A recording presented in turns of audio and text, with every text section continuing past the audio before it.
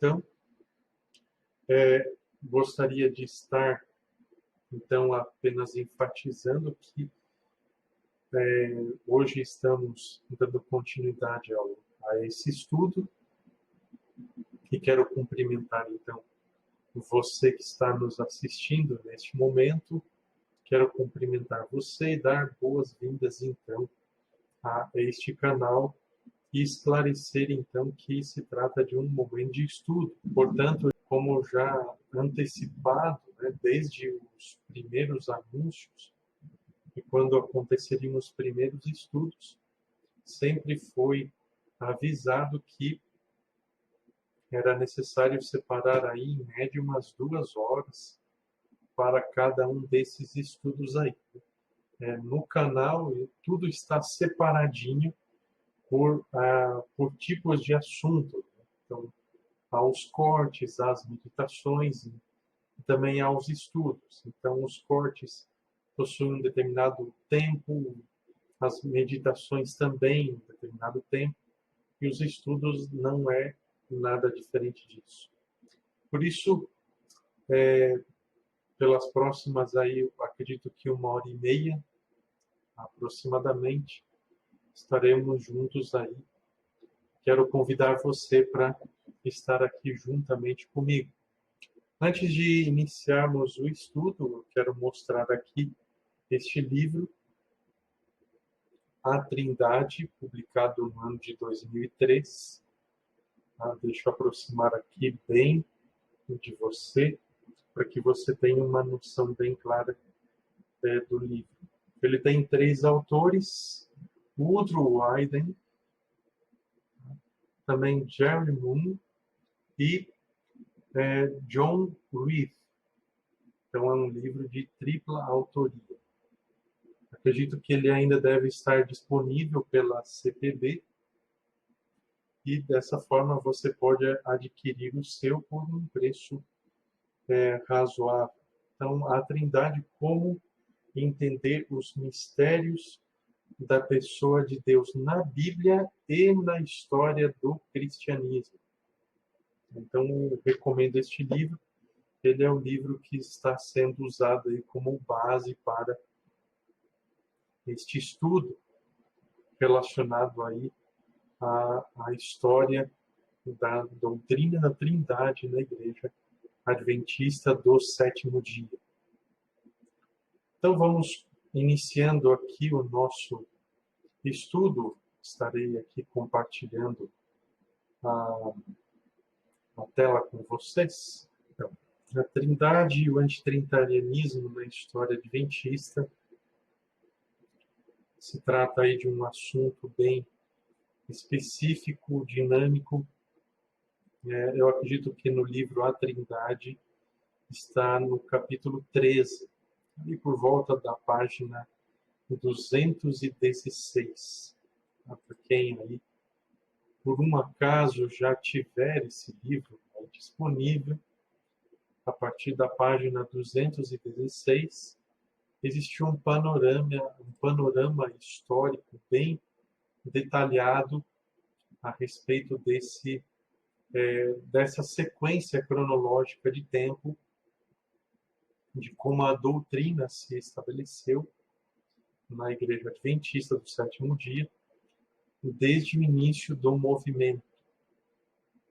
Então, é isso que estaremos considerando a partir de agora. José Bates, então, ele escreveu em 1827, lembrando que ele veio de uma igreja cujo nome era Conexão Cristã. Além dele, Tiago White também veio desse movimento. Ellen White veio da Igreja Metodista. E, da mesma forma, muitos outros adventistas do Sétimo Dia vieram de diferentes movimentos, diferentes igrejas cristãs, protestantes ou evangélicas do contexto norte-americano. Dessa forma, essas pessoas trouxeram aí uma grande bagagem da sua história em relação à forma como criam, a forma como pensavam, a forma como entendiam a palavra de Deus. Então, José Bates, a exemplo de vários outros, escreveu o seguinte: com respeito à Trindade, concluí que me era impossível crer que o Senhor Jesus Cristo, Filho do Pai, era também o Deus Todo-Poderoso, um e o mesmo ser. Isso está ainda na página 216, então, do livro A Trindade. Ainda na mesma página,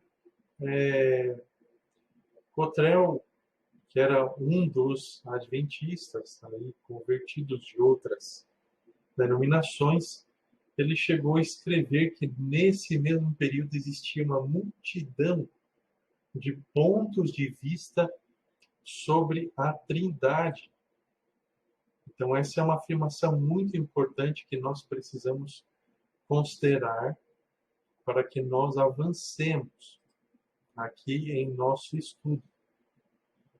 Inclusive, nós precisamos considerar aqui, para efeitos de introdução, em relação a esses pontos sobre predominância antitrinitariana.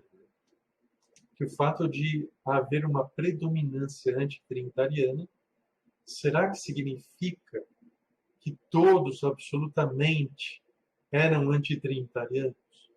Ou talvez que existisse uma crença fundamental de que o movimento em si fosse antitrinitariano.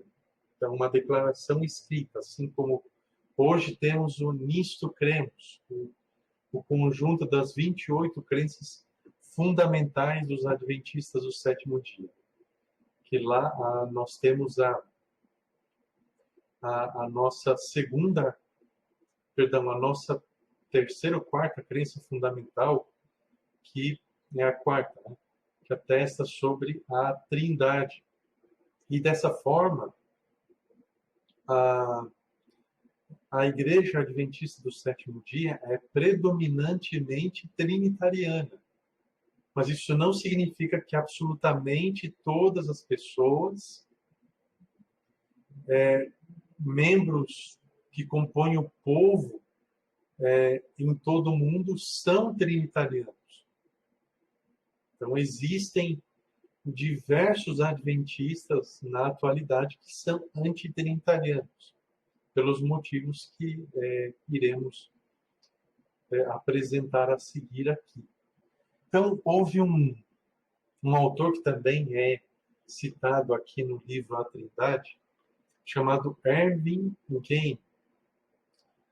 Então, ele demonstrou que a maioria dos líderes entre os primeiros adventistas do sétimo dia, eles defendiam uma teologia antitrinitariana. Então, isso, inclusive, você pode encontrar aqui. Então, Ervin Gain, ele tem uma publicação que é uma dissertação de mestrado da Andrews University, do ano de 1963, intitulada The Arian or Anti-Trinitarian Views Presented in Seventh-day Adventist Literature and the Ellen G. White Answer. Então, o arianismo, ou antitrinitarianismo, presente no Adventismo do sétimo dia,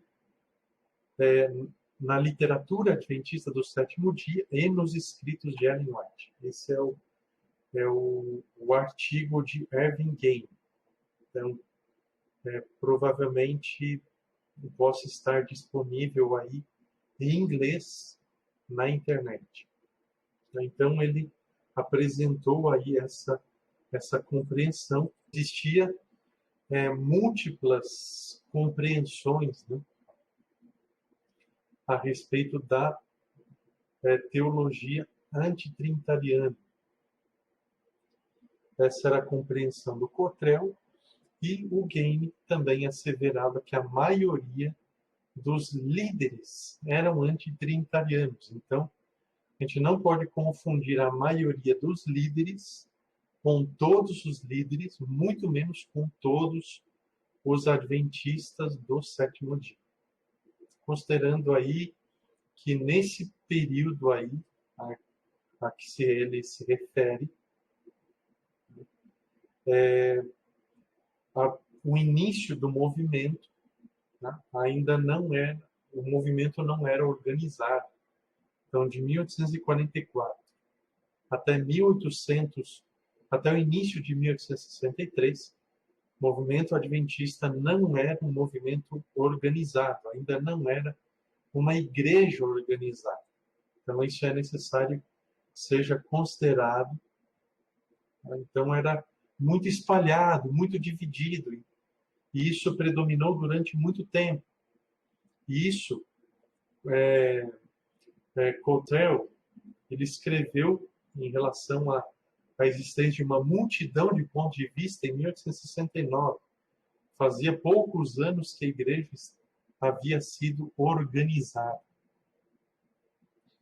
Dessa forma, também, nós temos aí uma outra menção, que eu também considero aqui muito importante,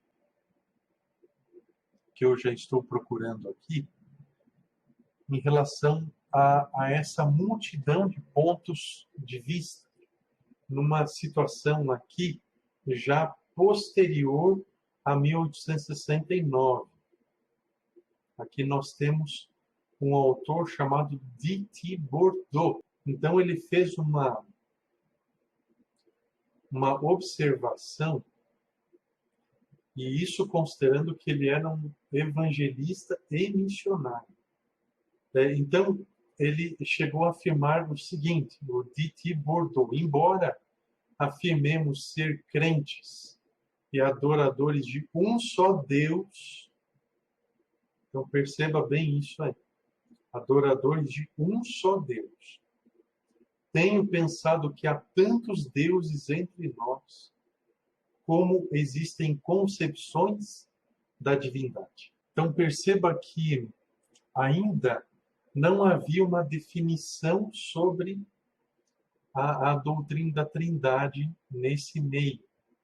Então, a referência é "We may partake of the fullness of the Father and the Son",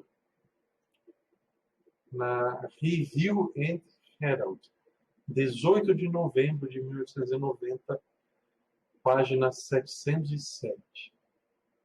Então, havia uma ampla gama de variedade de compreensões a respeito da Trindade ou da divindade na Igreja Adventista do Sétimo Dia. Então, em 1890, igreja já organizada, havia uma grande diversidade de interpretações, de compreensões a respeito da doutrina da Trindade.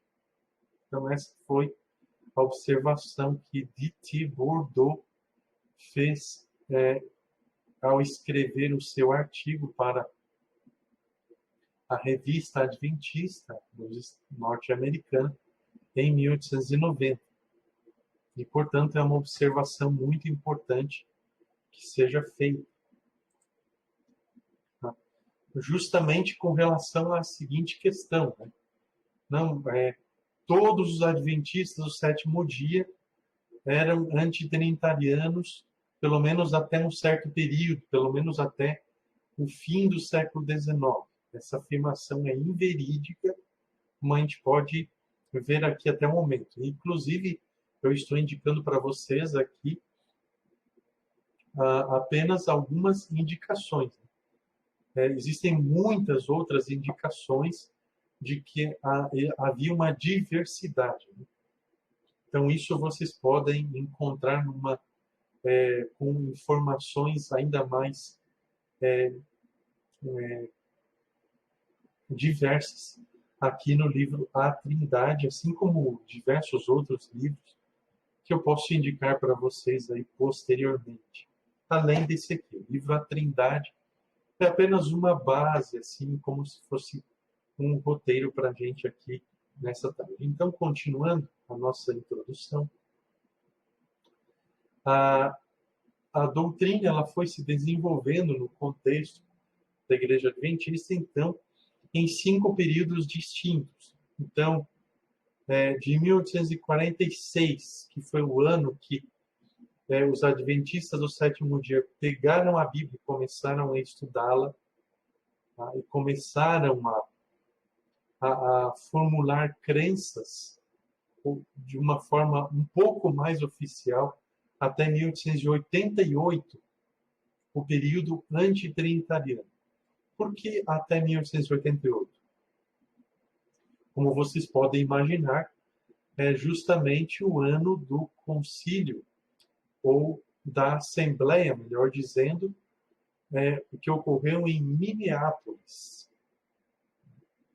Uma Assembleia aí que, com certeza, muitos se lembram muito bem e que é histórica.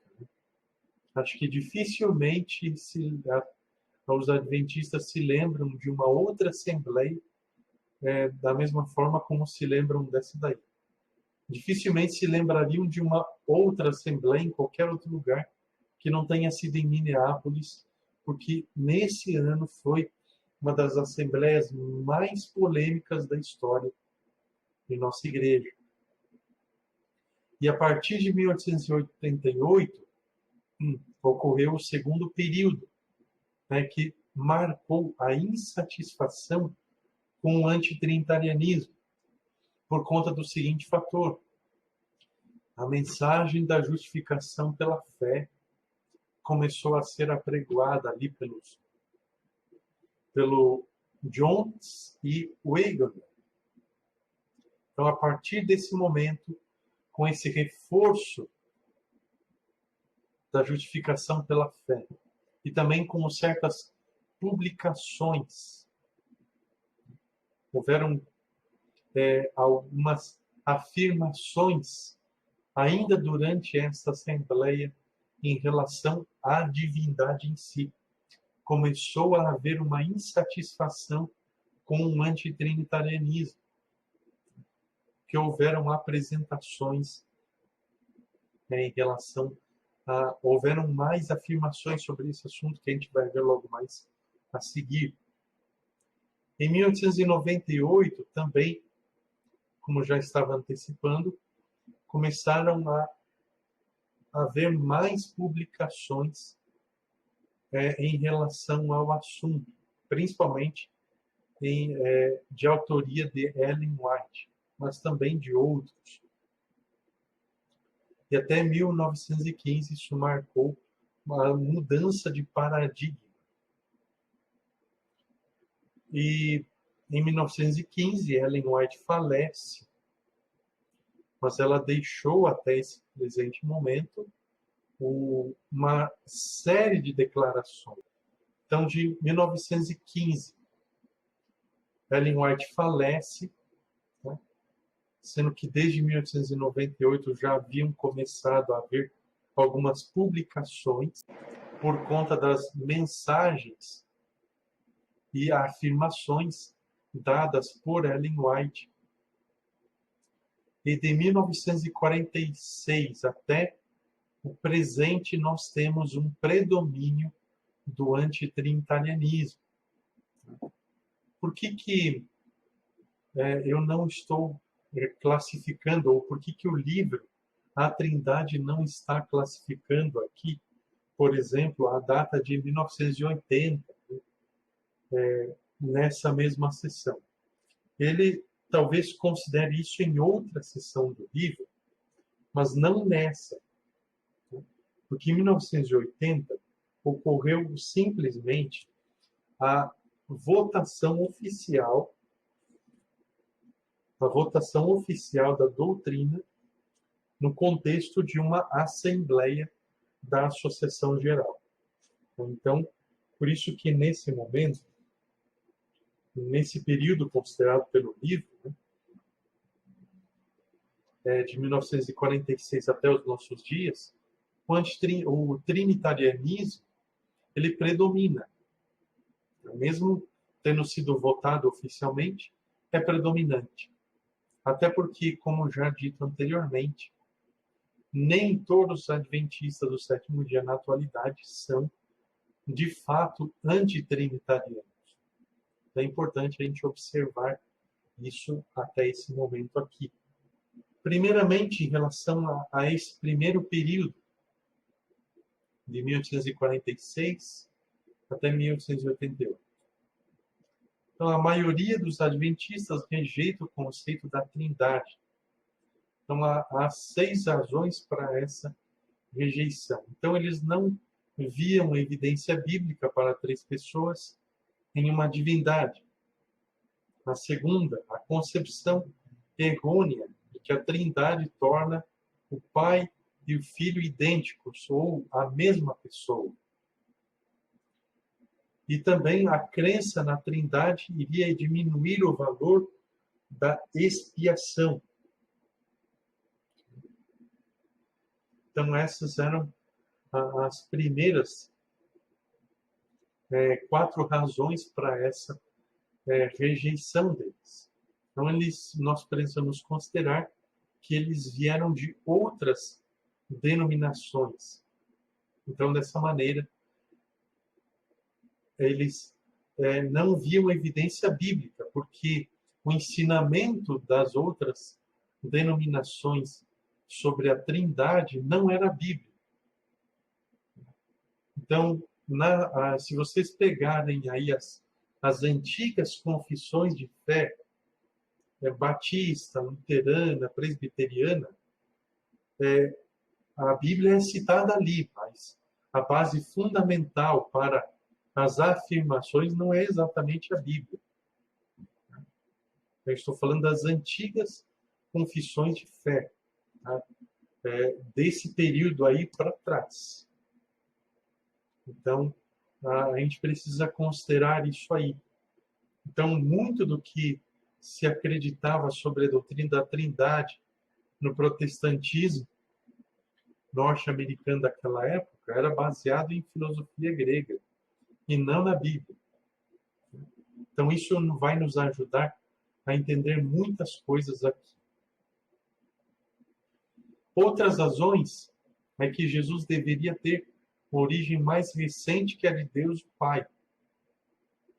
Então, você tem aí o texto de Apocalipse 3, verso 14. E dessa forma, eles não conseguiam assimilar que Cristo fosse tão eterno como o Pai é. E da forma como as igrejas tradicionais costumavam ensinar nesse período,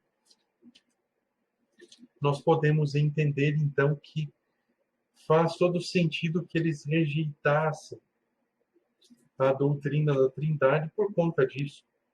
Afinal de contas, com pessoas que enfatizavam a Bíblia, eles não conseguiam ver evidências bíblicas, então haviam aprendido, evidentemente, que deveriam rejeitar tudo aquilo que não vinha da Bíblia. Então, nesse sentido, era uma compreensão saudável. Então, Apocalipse 14, ao anjo da igreja de Laodiceia escreve: estas coisas diz o Amém, a testemunha fiel e verdadeira, o princípio da criação de Deus. Então, uma boa parte dos adventistas entendia que essa expressão princípio da criação de Deus era que o Filho ele havia sido criado em algum momento da eternidade, mas não que ele fosse eterno como o Pai é.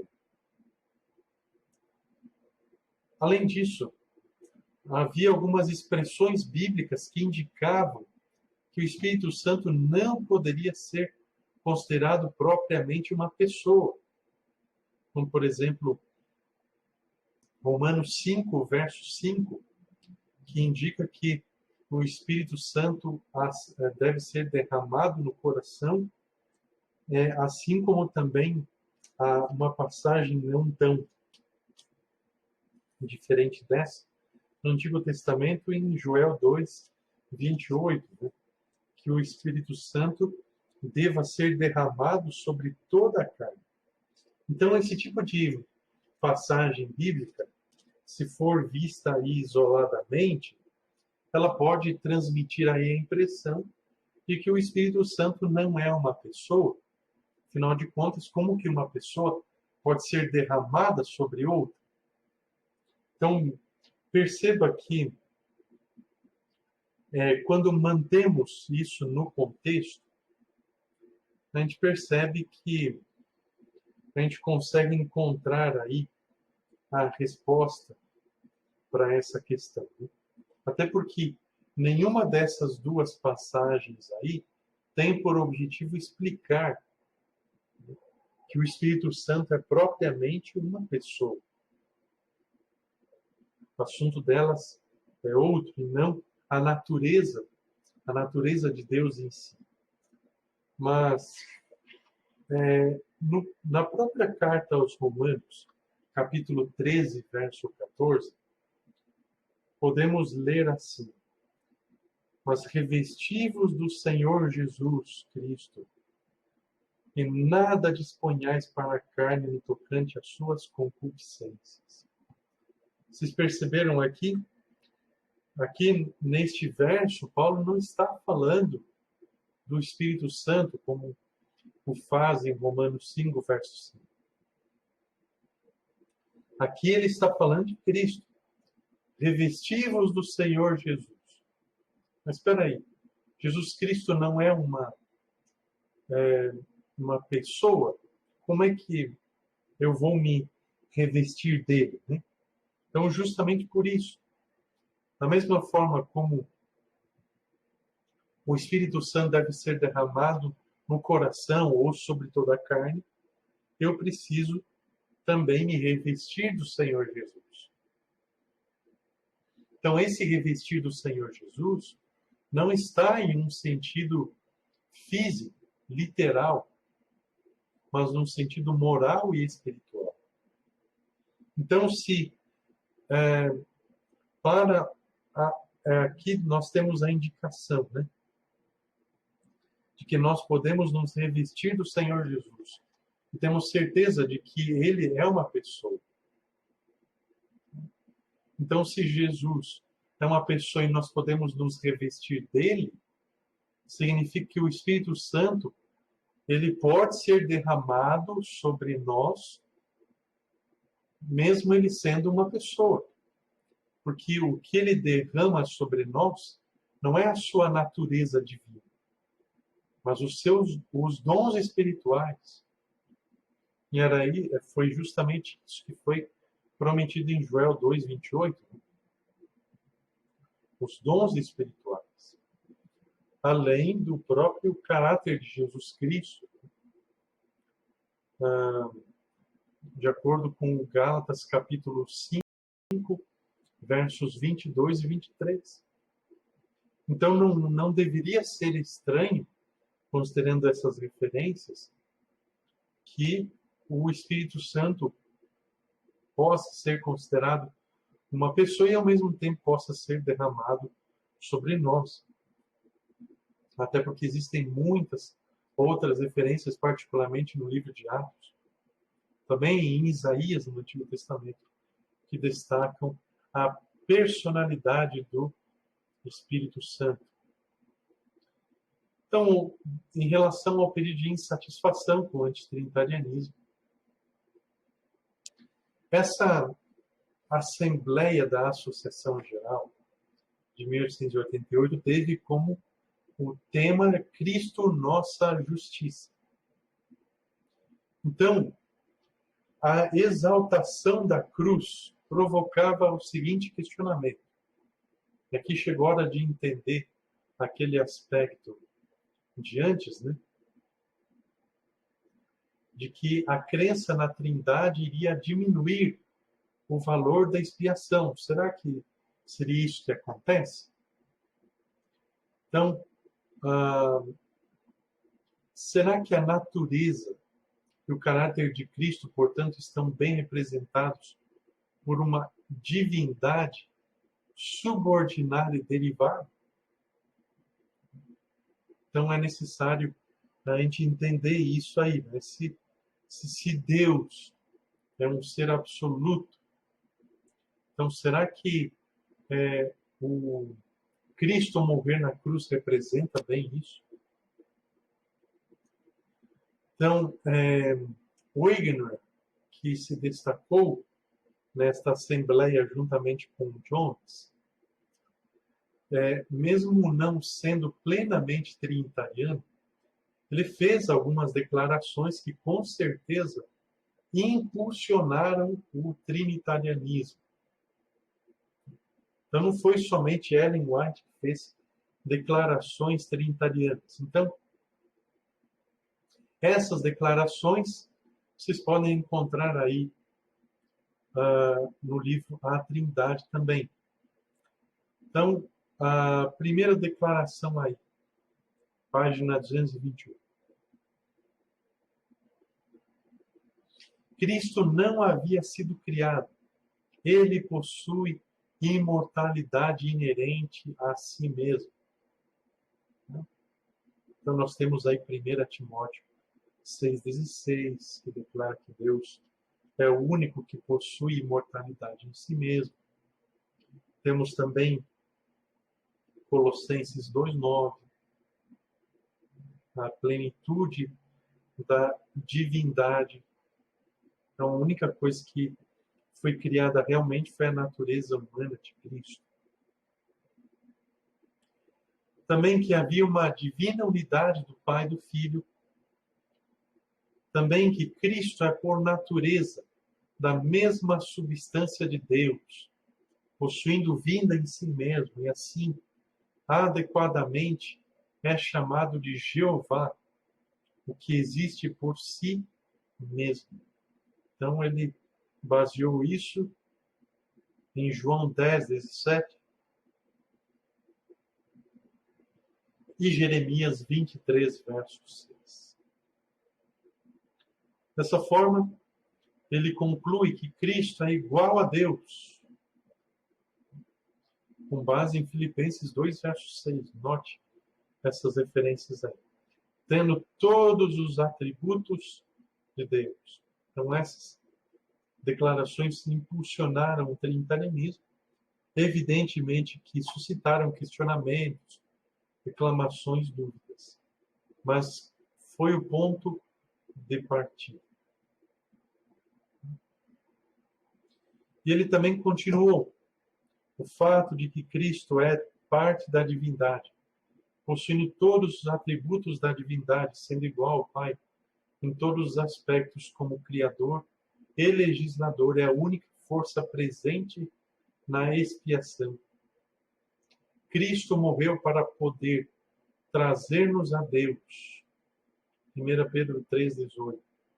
Mas se lhe faltasse um J para ser igual a Deus, não poderia levar-nos ao Pai. Ele já estava apresentando conclusões, portanto, que Cristo é igual ao Pai em termos de preexistência. E, afinal de contas, para questões ligadas à salvação, Cristo não pode ser menos Deus que o Pai, não é verdade? Afinal de contas, caso assim o fosse, teria sido insuficiente. Em 1890, então, Bordeaux fez essa declaração que nós já vimos anteriormente. Né? E, embora afirmemos ser crentes e adoradores de um único Deus, tenho chegado a pensar que entre nós existem tantos deuses quantas são as concepções da divindade. Então, para ele,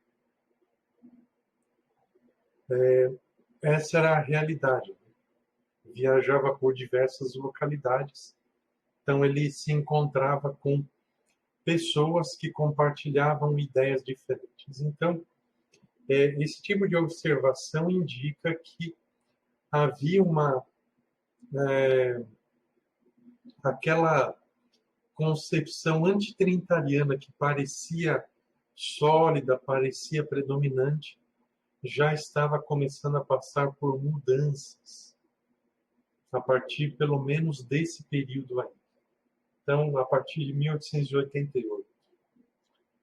Agora, em 1892, a Pacific Press, que não deve ser confundida com a Review, ela publicou um panfleto de autoria de Samuel Spear, intitulado A Doutrina Bíblica da Trindade. Então, esse folheto, ou panfleto, ele corrigiu 2 falsos conceitos existentes em relação à doutrina em si. Como, por exemplo, em relação ao triteísmo. Trindade não é a mesma coisa que triteísmo, ou seria a doutrina de 3 deuses, mas é a doutrina de um Deus que subsiste e age em 3 pessoas. Aí ele continuou escrevendo o seguinte: com a qualificação que o termo pessoa não deve, quando usado nessa relação, ser entendido em qualquer sentido que o torne incoerente com a unidade da divindade. Lembrando que essa paginação aí que aparece nessa apresentação corresponde a este livro aqui, a Trindade, que eu já mostrei para vocês desde o início, e também tem 3 autores que se uniram para realizar esta publicação. Então, dessa forma, inclusive na atualidade, nós encontramos muitas pessoas que confundem os conceitos de Deus e de pessoa, principalmente entre adventistas do 7º dia, sendo que em outras denominações, como por exemplo batistas, luteranos, presbiterianos, é muito incomum encontrar esse tipo de confusão. Afinal de contas, a crença deles na Trindade já dura séculos. O que diferencia são as bases filosóficas, né? Enquanto a nossa crença como adventistas do 7º dia é predominantemente bíblica, como eu já comentei no início, pelo menos há séculos atrás, os antitrinitarianos que se declaravam dessa maneira e que não aceitavam a doutrina da Trindade, o fizeram porque não viam evidências bíblicas da doutrina. E essas declarações elas foram feitas em relação ao que eles aprenderam sobre Trindade em suas igrejas de origem. Então, nós precisamos considerar isso. Então, quando uma pessoa com a qual nos encontramos na igreja diz: eu não creio na Trindade. Mas por que você não crê na Trindade? Porque a Trindade ensina que existem 3 deuses. Então você já pode dizer: não. A doutrina da Trindade não especifica isso. Não são 3 deuses, mas é a doutrina de um Deus que se manifesta em 3 pessoas. Então, o conceito de Deus é um e o conceito de pessoa é outro. Então, a divindade é uma só. É uma só. Então, desde Deuteronômio 6, verso 4, nós já temos esse conceito de uma única divindade.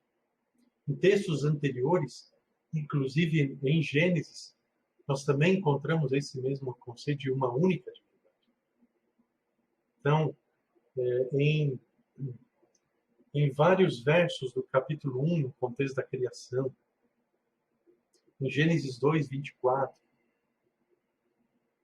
então nós encontramos essa palavra hebraica e Ahad, que é único. Único no sentido de uma unidade. Uma unidade. Então, em Gênesis 2:24, por exemplo, Yahvé aparece com esse mesmo sentido, falando em relação aos dois que se tornam uma só carne. Mas eles continuam sendo dois. Mas em que sentido eles são um? É no propósito, é na essência, na natureza, e talvez na força, na qualificação, na capacidade de mostrar sentimentos. Eles são um.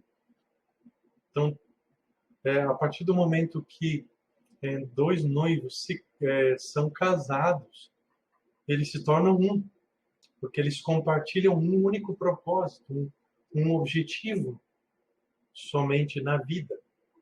Percebem o conceito da unidade, da divindade não é diferente disso.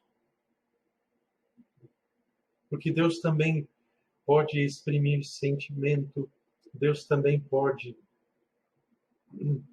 conceder coisas a outros. Deus também pode ter propósito. Deus pode ter uma natureza, Deus tem uma substância.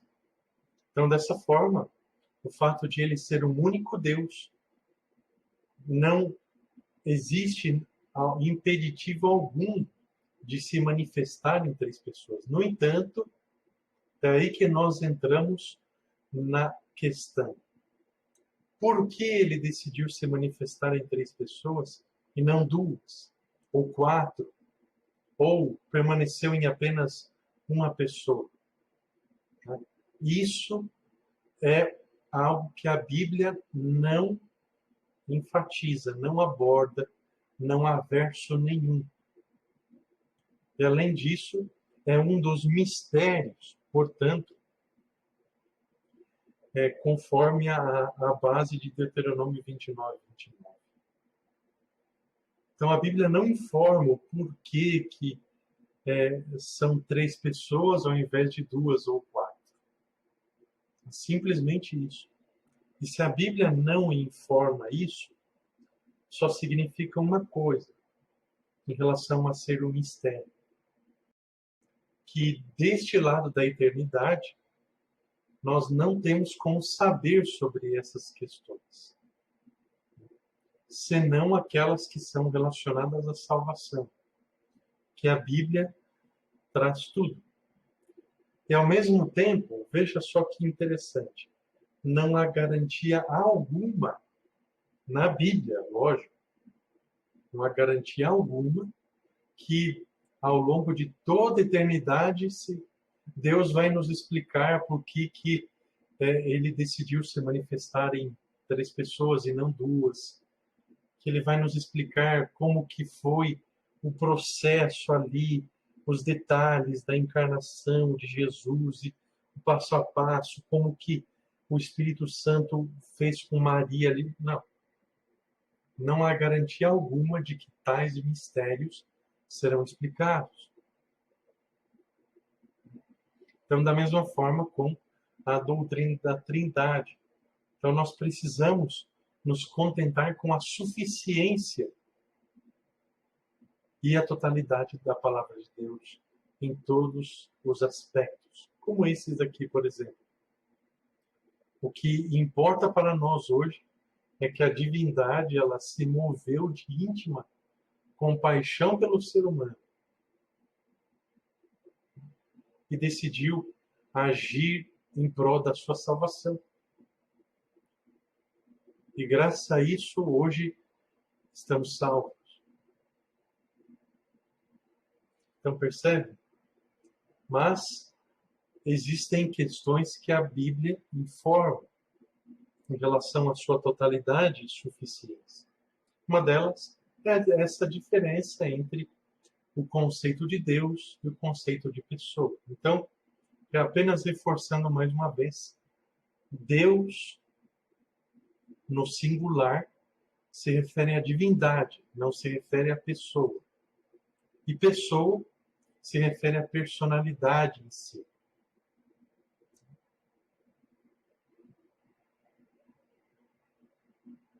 Então, se vocês puderem aí, provavelmente na internet tem alguma fonte que contenha esse panfleto intitulado aí A Doutrina Bíblica da Trindade. Corrigiu esse equívoco, né? Que a Trindade não é a mesma coisa que triteísmo. Então, não são três deuses, é um único Deus que se manifestou em três pessoas distintas. Então, você tem lá Mateus 3, 16, 17, você tem em 2 Coríntios, capítulo 13, verso 13, 1 Coríntios também, capítulo 13, verso 13. Então, em passagens como essa, a diferença entre as pessoas é bem evidente, é bem clara. Uriah Smith escreveu Contemplando a Jesus. Então, é considerada a mais abrangente e cuidadosa exposição do ponto de vista não trinitariano entre os adventistas. Então, o que ele afirmava? Deus o Pai, primeiramente, só ele era sem princípio. Isso está relatado aqui no livro A Trindade. Tá? Então, está aí toda a paginação na apresentação. Então, o Uriah Smith, somente Deus o Pai era verdadeiramente Deus. Então, ele continua também. Num período tão remoto que para as mentes finitas ele representa essencialmente a eternidade. Apareceu o Verbo. Então perceba que Uriah Smith ele permaneceu durante um bom tempo de sua vida como antitrinitariano. Mas você percebe que parece que aos poucos ele vai mudando sua compreensão. Então ele continua, através de algum impulso ou processo divino que não a criação, o Pai havia trazido Cristo à existência. Então vai aí a compreensão do Uriah Smith. Então ainda nesse processo aí da continuidade, né, do antitrinitarianismo para o trinitarianismo entre os adventistas, veja essa declaração dele também. A união entre o Pai e o Filho não diminui a nenhum deles, antes fortalece a ambos. Através da conexão com o Espírito Santo, temos a divindade toda. Então, perceba que anteriormente parecia que ele era totalmente avesso a qualquer conceito trinitariano, e aqui parece bem diferente. Então, com o passar do tempo, parece que isso foi mudando. Né?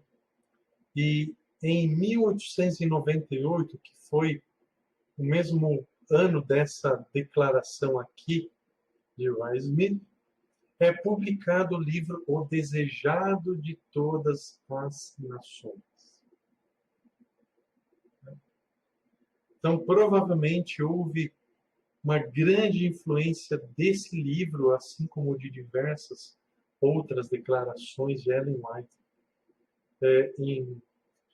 sobre todos os outros adventistas do sétimo dia daquele período, e provavelmente isso incluiu o Uriah Smith. Então, O Desejado de Todas as Nações não é um livro dedicado a explicar a doutrina da Trindade, mas o ministério terrestre de Cristo. Então, ele acompanha os 5 evangelhos. No entanto, ele tem ele contém afirmações muito importantes que contribuíram aí para eclipsar aos poucos a predominância antitrinitariana. Então, a partir desse ano até 1915, houve uma reversão quase completa do antitrinitarianismo. Então, em relação ao antitrinitarianismo, Burt afirmou que antigos líderes que tendiam ao velho ponto de vista permaneceram com influência por muitos anos. Então, nós temos aí o próprio Smith, nós temos o George Butler, inclusive esses dois, durante a Assembleia de Minneapolis, eles contenderam fortemente com o Waggoner e com o Jones. Contenderam fortemente. Inclusive, ano passado, eu estive conversando aí com alguns em relação a esse assunto e compartilhando algumas questões relacionadas aí a essa Assembleia. Então, nós temos essas questões relacionadas aí a essa Assembleia e dessas duas duplas aí, né,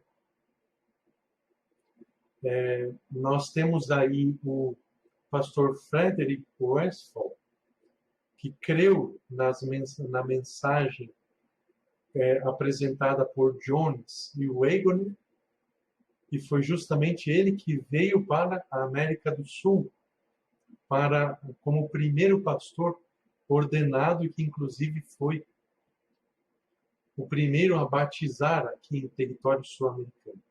Primeiro pastor adventista ordenado a batizar em território sul-americano. Enquanto que a outra dupla, o presidente e o secretário da Associação Geral, o George Butler e o Rice Smith, eles enviaram outro indivíduo para a Europa, tá? Chamado Louis de Conrad. Aí vocês podem perceber como foi a história do Adventismo nesses dois continentes. Então, ao longo de muitos anos, a Europa foi sempre um ambiente em que enfatizava as obras ao invés da fé. E na América do Sul sempre foi o contrário. Então, qual é a atualidade dos dois continentes, né? Considerando que nós não temos nenhum continente onde o adventismo seja perfeito. Oh, nossa, aqui nesse continente o adventismo é uma referência para o restante do mundo. Isso não. Mas, infelizmente, a Europa está com diversas igrejas fechadas, né, que fecharam ao longo do tempo, inclusive adventistas, e isso começou não faz muito tempo, e há anos atrás também começou uma tendência à descrença no espírito de profecia. Então, muitos adventistas europeus, que são europeus de nascimento, não creem, ou têm a tendência em não crer em Ellen White, justamente por conta dessa influência aí de Luigi Conradi, que era italiano. Então, isso é importante que ficasse claro. Por que ele espalhou essa influência por lá? Porque tanto George Butler quanto Luigi Conrad, quanto o Rice Smith, ambos eles não creram na mensagem da justificação pela fé tão prontamente. O próprio Rice Smith veio a crer nessa mensagem praticamente ao fim de sua vida e com Ellen White enviando cartas ali insistentemente. Então você percebe aí a diferença entre um e outro. Quanto Frederick Westphal, o pastor que foi enviado para a América do Sul, ele espalhou aqui a mensagem da justificação pela fé, e por conta disso, a América do Sul, se for comparada à Europa, ela está em uma situação muitas vezes melhor. Em 1898, então, o livro Desejar a Todas as Nações é considerado como o principal marco para a compreensão adventista da Trindade. Como aparece no livro A Trindade, página 223, ela discordou fortemente da maioria dos líderes pioneiros em relação à pré-existência de Cristo. Então, se vocês consultarem aí o livro Desejar Todas as Nações, então aqui na página 530, nós temos uma das referências aqui. Página 530. Ainda procurando dar a verdadeira direção à sua fé, Jesus declarou: eu sou a ressurreição e a vida. E aqui está a declaração. Em Cristo a vida original, não emprestada, não derivada. Quem tem o Filho tem a vida. A divindade de Cristo é a certeza de vida eterna para o crente. Aí ela cita: quem crê em mim, disse Jesus, ainda que esteja morto, viverá. E todo aquele que vive e crê em mim nunca morrerá. Então essa é uma das declarações. E são 3 declarações principais. E a última declaração está aqui no capítulo 81, está aqui, página 785. Quando foi ouvida no túmulo de Cristo a voz do poderoso anjo dizendo: teu Pai te chama. O Salvador saiu do sepulcro pela vida que havia em si mesmo. Provou-se, então, a verdade de suas palavras: dou a minha vida para tornar a tomá-la. Tenho poder para dar e poder para tornar a tomá-la. Então, aqui são 2 das 3 declarações que são bastante importantes aí no contexto de o desejar todas as nações. Está bem aqui, ó. Desde os dias da eternidade, página 19. O Senhor Jesus Cristo era um com o Pai. Era a imagem de Deus, a imagem de sua grandeza e majestade, o resplendor de sua glória. Foi para manifestar essa glória que ele veio ao mundo. Então, essas 3 declarações são as principais do livro em relação à divindade de Cristo, e elas foram, com toda certeza, o maior impulso de todos para que, dessa forma, a igreja fosse adquirindo uma compreensão sobre a doutrina da Trindade. Então, em Cristo, a vida original, não emprestada, não derivada, página 530, e também após a ressurreição, aí, como eu já li, em página 785, o Salvador saiu do sepulcro pela vida que havia em si mesmo. Isso era uma clara refutação dos pontos de vista semi-arianos, dos primeiros adventistas e da ortodoxia tradicional, que sustentavam que Cristo derivara do Pai, sendo, portanto, subordinado ao Pai em sua própria essência. E Ellen White declara exatamente o contrário. Cristo não é subordinado ao Pai. Pelo contrário, ele é a ressurreição e a vida. E ela até cita cada um dos textos do Evangelho de João em relação à sua divindade, à sua identificação com a natureza divina. Quem vê a mim vê o Pai. E na página 671, nós temos outra declaração que também envolve o Espírito Santo. o Espírito deveria ser concedido como um agente regenerador, e sem isso o sacrifício de Cristo haveria sido sem valor. O pecado somente poderia ser resistido e vencido através da poderosa agência da terceira pessoa da divindade, que viria não com energia modificada, mas na plenitude do divino poder. Então nós temos aí, além de 3 declarações diretas que esclarecem que Cristo é tão divino quanto o Pai o é, que ele é verdadeiramente Deus, ela também apresenta o Espírito Santo da mesma forma. É importante atentarmos para essas coisas. Então, nós temos aí alguns outros textos de Ellen White, que são citações aí de João 10:30, Colossenses 2:9, Hebreus 1:3. Esses textos são do livro Evangelismo, páginas 613 e 614.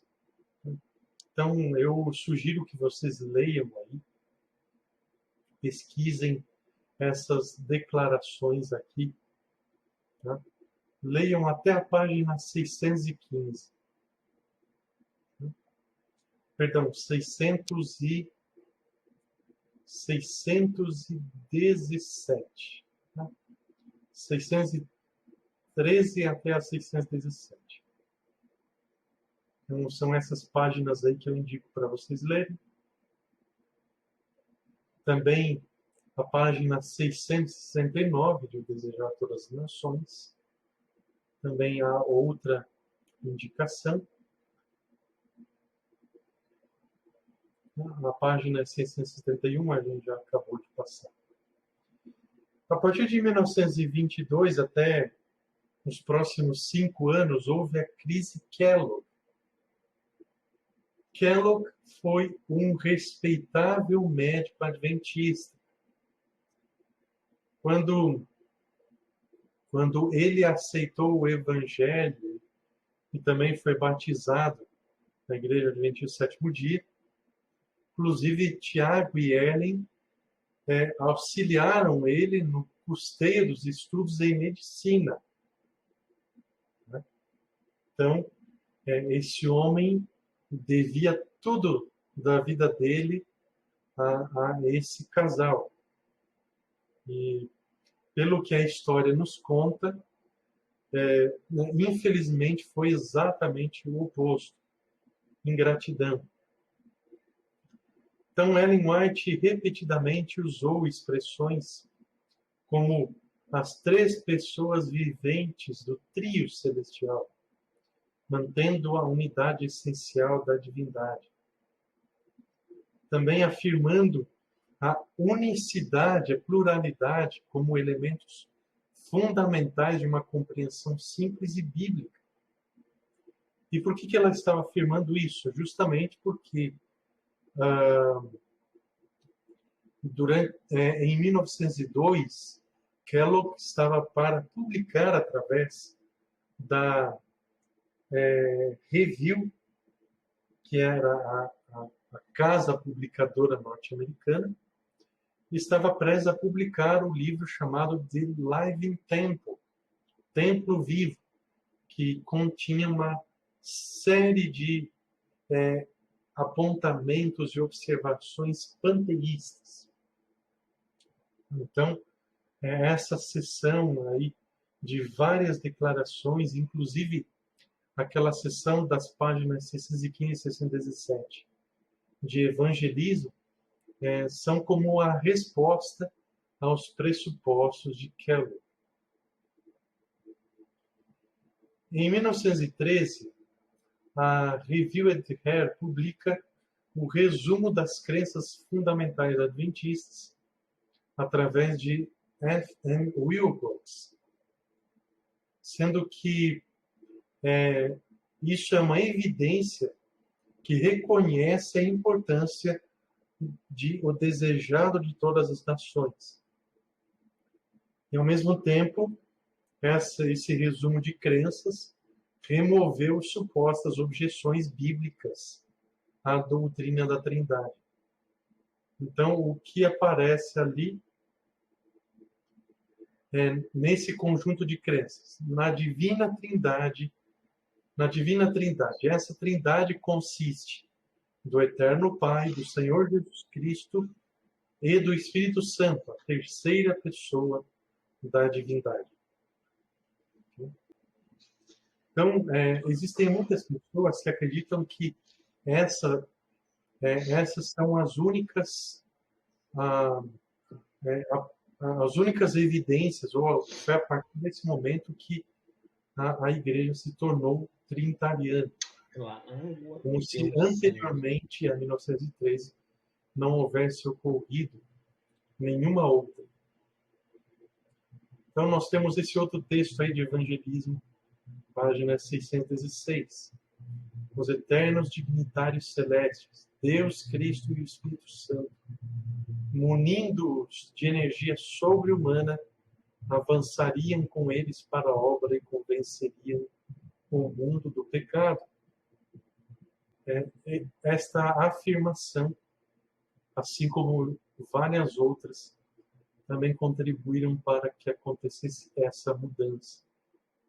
Melhor, esse desenvolvimento, não mudança. Declínio do antitrinitarianismo, que é o nosso penúltimo período aqui. Nesse período houve um intenso debate nas primeiras décadas do século XX. Até para entender melhor essas questões. Então, em 1919, houve uma seguinte conclusão, após esses debates. A eternidade de Cristo e sua relação com o Pai constituíam o maior e não resolvido assunto em debate. William Prescott, nesse mesmo período, também chegou a afirmar que a existência de Cristo era, de alguma forma, derivada do Pai. No entanto, em O Desejar Todas as Nações, nós lemos na página 530, Cristo possui em Cristo a vida original, não emprestada e não derivada. Então, na página 226 do livro A Trindade, nós lemos que, no mínimo, a liderança buscava uma compreensão bíblica e não estavam satisfeitos em aceitar o pronunciamento de Ellen White sem conferirem nas Escrituras. E é assim que tem que ser. Existem muitas pessoas que já vão direto em Ellen White. Não, Ellen White afirmou, tá? Ela falou, tá falado. E não deve ser assim. O testemunho de Ellen White deve nos direcionar às Escrituras, sempre, em todas as situações. A partir do momento que Ellen White não nos direciona para a Bíblia, tem alguma coisa errada, ou com Ellen White, ou com nós mesmos. Então, essa realmente foi esse foi o segundo advento da atitude dos bereanos. Eles não se contentaram somente com o ensinamento de uma pessoa direcionada por Deus. Eles foram para a Bíblia. Inclusive, ela própria também sempre os exortou nesse sentido. Irmãos, recomendo-vos este livro. Deus nos deu uma luz menor para guiar a luz maior. Então, não deveria ser nenhuma surpresa. Em 1930, a divisão africana ela fez uma solicitação à Associação Geral que ela fornecesse uma declaração daquilo que os adventistas creem. Lembrando que, em 1913, havia um resumo das crenças adventistas. Né? No entanto, de 1913 até 1930, temos aí um período de tempo razoável. Então, aconteceram mudanças no sentido da compreensão. Então, a compreensão mudou, passou a ser mais bíblica. Então, por isso, os nossos irmãos africanos desse período, eles queriam essa declaração, só que não como uma simples resumo de crenças, mas uma declaração que, inclusive, pudesse ser apresentada aos oficiais do governo. Então, foi reunida uma comissão, que é a comissão da Associação Geral, que você vê os nomes aí, incluindo o presidente, e dessa forma, no ano seguinte foi publicada uma declaração com 22 pontos, né, ou 22 crenças, e foi publicada no Yearbook. E o segundo ponto falava da Trindade, o terceiro afirmava que Cristo é verdadeiramente Deus. Inclusive, há muitos antitrinitarianos na contemporaneidade que gostam de baixar aí os yearbooks disponíveis na internet para ficar fazendo comparações e não, olha só aqui, em 1870 a igreja não cria na Trindade. Então, quer dizer que a igreja mudou. Será que a igreja mudou? Ou será que a compreensão bíblica é que foi desenvolvida?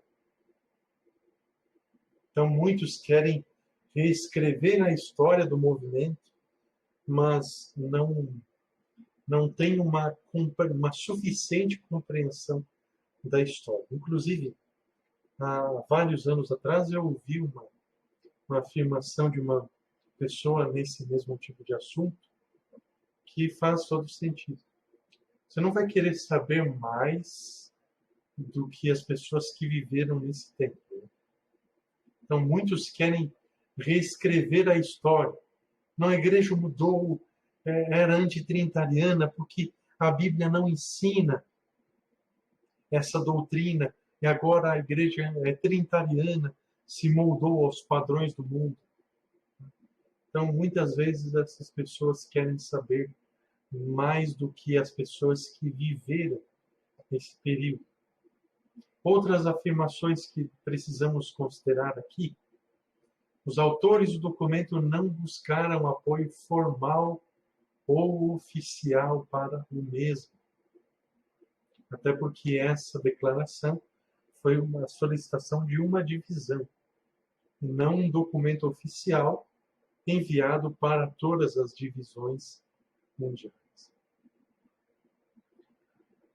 Em 1946, que essa declaração se torna oficial em uma assembleia. E é assim que está certo, porque apenas uma comissão da Associação Geral de 5 pessoas não poderia tomar um voto como esse. Inclusive, até na atualidade, existe uma orientação bem específica em relação a isso. Tanto que Manual da Igreja, Misto Cremos, e outras literaturas como o Working Policy, que é o equivalente ao nosso livro de praxes da divisão sul-americana, ou regulamentos eclesiástico-administrativos, isso só pode ser quaisquer alterações para serem feitas somente com base em voto. E o voto precisa ser, de preferência, dos delegados ou da divisão, com relação ao conteúdo exclusivo da divisão, ou os delegados do mundo inteiro. Então, somente a partir dessas condições aí preenchidas é que as alterações, mudanças de conteúdo podem ser feitas. Então, em 1946 já estava publicado aí na Review. Nenhuma revisão dessa declaração de crenças fundamentais, conforme agora aparece no manual da igreja, deve ser feita em tempo algum, exceto numa sessão da Associação Geral. Era assim que chamamos. Hoje chamamos de Assembleia Geral. E aí isso marcou o endosso oficial ao ponto de vista trinitariano pela igreja. Então, dessa forma, vocês percebem que muitos dizem, não, só se tornou oficial em 1980. Então, eles não olham para a data de 1946, quando foi endossada essa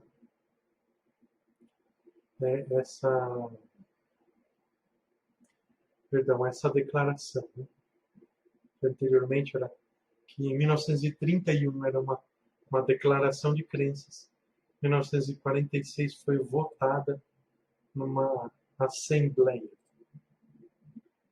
Leroy Frum, que foi conhecido aí até 1971, desde 1950, como campeão da defesa da doutrina da Trindade. Então, ele era secretário da Associação Geral no período, e ele escreveu diversas obras muito importantes, como Movement of Destiny e também a Fé Condicional dos Nossos Pais, que são 2 volumes, e também a Fé Profética dos Nossos Pais, 4 volumes. Agora, ele também escreveu um livro pequeno intitulado A Vinda do Consolador, que foi sem precedentes em todo esse período aí. E nessa obra ele apresenta, então, a personalidade do Espírito Santo e a natureza trinitária de Deus de forma sistemática. E ele teve um papel muito importante em 1957 no livro Questões sobre Doutrina. É lógico que ele recebeu críticas sobre assuntos como cristologia e expiação, mas em relação à Trindade Celestial ele não recebeu nem mesmo ataques ou críticas. Até porque provavelmente o seu maior oponente fosse um trinitariano também, o Andreessen. O problema de Andreessen não era a Trindade, era justamente outro. E aí, em 1971, ele publica a Movement of Destiny, ou Movimento do Destino. Daí ele documenta, através dessa obra, o crescimento da teologia adventista em relação a um consenso com a Bíblia. E aí, em relação à Associação Geral, o clímax dessa fase aí até 1946 foi uma nova declaração da Assembleia Geral de 1980, onde foi afirmada a doutrina da Trindade de forma mais concisa, embora em termos parecidos com a declaração de 1931, que foi originalmente enviada a pedido dos irmãos africanos. Então, quando alguém disser por aí que não, somente em 1980 a igreja oficializou essa doutrina, então em 1980 a igreja apostatou. Então, se for assim, não há como ter certeza absoluta dessa apostasia, porque em 1980 foi um segundo voto em relação a um primeiro que aconteceu em 1946.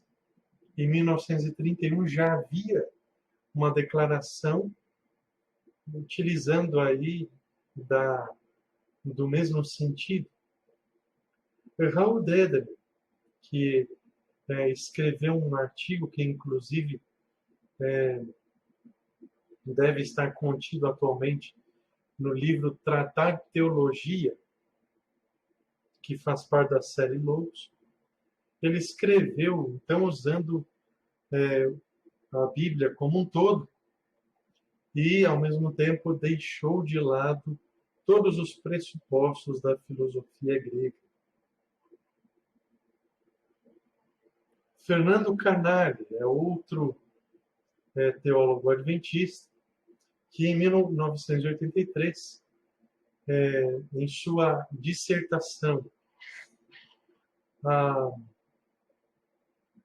Criticism of Theological Reason, afirmou que a teologia católica e protestante a respeito da natureza de Deus era fundamentada com base na filosofia aristotélica. Então, uma teologia baseada em filosofia, como já estava afirmando no início deste estudo nosso. E era justamente por conta desse fator que os primeiros adventistas tinham dificuldade em reconhecer a Trindade como sendo uma doutrina bíblica. Então, uma teologia tem que ser fundamentada sempre na Bíblia. Além disso, Canali defende que os adventistas, por terem se afastado das concepções filosóficas sobre a divindade, abraçado aí a Bíblia, eles conseguiram desenvolver uma visão bíblica sobre a Trindade. Desta forma, é muitas vezes melhor ser um antitrinitariano, mas bíblico, e que está buscando as evidências da Bíblia, do que ser um trinitariano baseado na filosofia grega aristotélica. Isso segundo a concepção dos pioneiros. Agora, trazendo para os nossos dias, como costumam afirmar por aí. É muito melhor ser um trinitariano bíblico, considerando aí a nossa história, considerando todos os aspectos, do que um antitrinitariano que baseia as suas pressuposições na filosofia aristotélica. Que o arianismo, que é justamente a ênfase que crê que há uma só pessoa que é Deus, e que é verdadeiramente Deus, e que esse verdadeiro Deus, ao longo da eternidade, criou um outro ser, gerou ali no automático, né? Surgiu durante a eternidade, e que a partir dos dois, ou de um dos dois, surge um terceiro, que é o Espírito Santo. Isso aí não está na Bíblia, é pura filosofia grega. E também é muito melhor, então, portanto, ser um trinitariano bíblico do que um antitrinitariano aristotélico. Então, essa aqui é a questão mais importante que nós precisamos utilizar para concluir. Que, embora muitos pioneiros tenham rejeitado a doutrina da Trindade, Deus conduziu seu povo a buscar a verdade unicamente nas Escrituras, até se convencerem de que o conceito de um Deus em três pessoas de fato está na Bíblia. Então, aqui está um elemento fundamental. Em primeiro lugar, eles rejeitaram, não por rejeitar, mas rejeitaram porque não viam evidência bíblica alguma, de acordo com o que haviam aprendido em suas igrejas de origem.